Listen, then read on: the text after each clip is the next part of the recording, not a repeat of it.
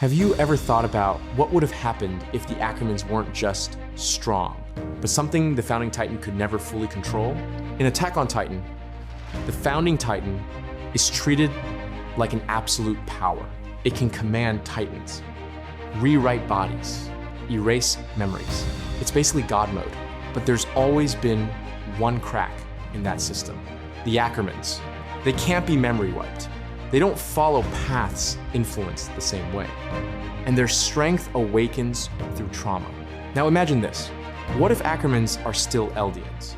Still connected to Titan power, but immune to the Founder's control? And what if there's one hidden stage of their awakening no one ever discovered?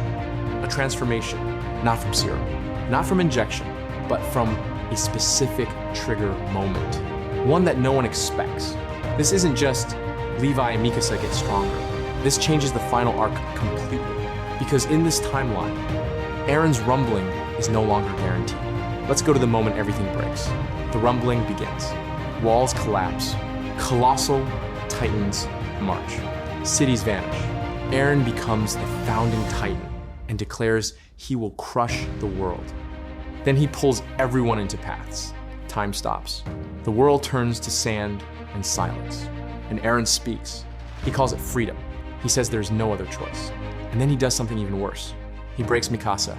He tells her the cruelest thing possible, that she's a slave, that her love isn't real, that Ackermans are programmed to protect their host, that she never chose him. In the original timeline, Mikasa is shaken, but she still clings to him emotionally. In this timeline, that moment becomes the trigger. Because what if Ackermans don't awaken through love?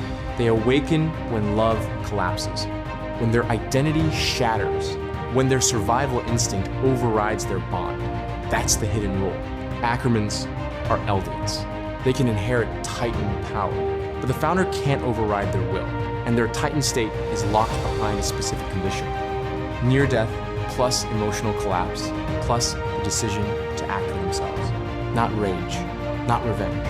A choice, a break, a snap. Now let's see how it happens. First, Levi. Levi is already injured after the Thunder Spear blast. He's not at full strength. He's not the unstoppable soldier anymore. He's a man barely holding together. Then the rumbling begins, and Levi realizes something terrifying. He can't stop this with blades. He can't outskill a marching apocalypse. For the first time in his life, Levi feels truly powerless. And then he learns Eren is not just fighting enemies. He's killing everyone. Children, innocents, entire nations. This is beyond war.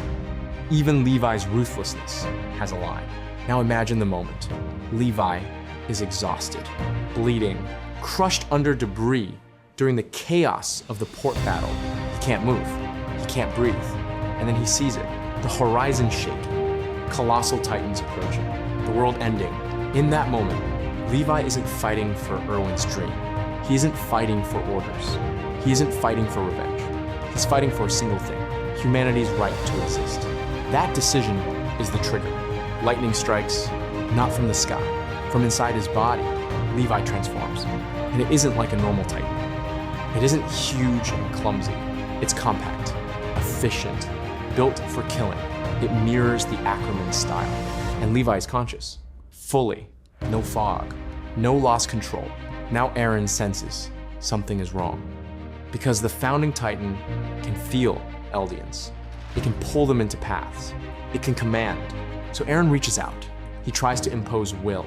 He tries to suppress. He tries to rewrite Levi's body back. Nothing happens. Levi exists outside the Founder's authority. That alone is world-changing. But the real turning point is Mikasa, because Mikasa's trigger is even more personal. During the rumbling, she watches Eren become something she doesn't recognize, but she still wants to believe he's reachable, that there's still a boy behind the monster. Then Eren pushes her away emotionally. He tells her she never had freedom. He tells her she's a slave. He makes her doubt her own love. And Mikasa realizes something worse than losing him. If she keeps following him, she becomes part of the genocide. Not a victim, an accomplice. That realization destroys her identity. Because for Mikasa, Eren wasn't just love. He was purpose. He was meaning. He was the reason she survived. Now she faces an impossible truth. To save the world, she might have to oppose the one person she lived for. That is the moment her bond breaks. And when the bond breaks, her survival instinct activates in a new way. Not to protect Eren, but to protect her own will. Lightning again. Mikasa transforms. Agile, controlled. A Titan designed for combat, not destruction. Precision. And just like Levi, Eren cannot control her. Now pause and look at what just happened. Two Ackermans, two conscious Titans, both immune to the founder. This changes the balance of power in a way the story has never seen. Because Eren still has the founding Titan, he still controls the rumbling, but his greatest weapon has always been control. He can command Titans, manipulate bodies, influence paths. Now, that control has limits, and once control has limits, Eren's inevitable victory disappears. The Alliance immediately changes strategy. In the original timeline, they relied on a desperate plan, a final strike, a sacrifice. They were racing against time. But now, they have two Titans. Eren can't shut down. That means Armin doesn't need to gamble everything on one explosion. That means Levi isn't just a soldier anymore. That means Mikasa isn't just emotional support. They become independent forces. And here's the biggest twist. If Ackermans can transform, then the founding Titan is no longer absolute. That means, throughout history, the founder was never truly God. There were always exceptions, always cracks, always something it couldn't rewrite. And that raises a darker question. Why were the Ackermans hunted? Why were they suppressed? Because the royal family feared them. Not because they were strong, because they were uncontrollable. Now take it further. If Paradis learns the truth, Ackermans become political weapons. The military would want them controlled. The Jaegerists would fear them, because who controls the world now? The founding Titan, or the bloodline that cannot be controlled by it? Now we reach the moment the story turns into an open war of ideology. Eren claims he's doing this for freedom, but his freedom depends on controlling everyone else. Levi and Mikasa represent the opposite. Freedom without chains, freedom without paths, freedom without destiny. So in this timeline, the final conflict isn't just physical, it's philosophical. Three Titans stand at the center of the apocalypse. Founder Eren, commanding the rumbling. Ackerman Levi, a Titan that cannot be commanded.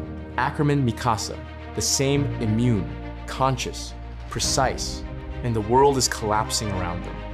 Now the only question left is, what happens when Eren realizes he can't control the Ackermans? Does he try to destroy them? Does he try to break them emotionally? Does he try to convince them? Or does he do what he always does? Push forward and force the world to accept his choice? And what happens to Mikasa? Because Mikasa transforming doesn't automatically make her Eren's enemy. It makes her free.